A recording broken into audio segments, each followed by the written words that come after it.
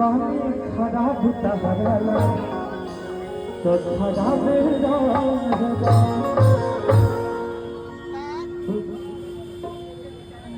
और देखिए हमारे बुलेट बाउंसर बाबा के टीम से हमारे जगरा के खेसारी भैया के नाम से हम लोग का गाने ले जाते भैया हमनी साथे बहुत सारे बाउंसर के प्रोग्राम में आइल बनी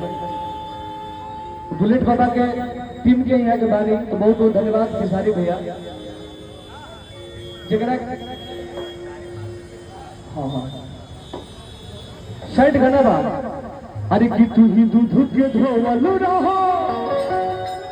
हमके शराबे रहे अरे की बानी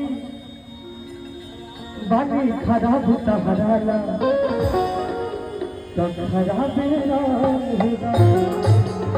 अब से भाई लोग बोल रहे हैं कि गाना भैया सुना दो अरे की रंगदारी के बात न कर सगरो बाटे हाला अरे की रंगदारी के बात न कर सगरो बाटे हाला अरे खल से खूटा ठोकाला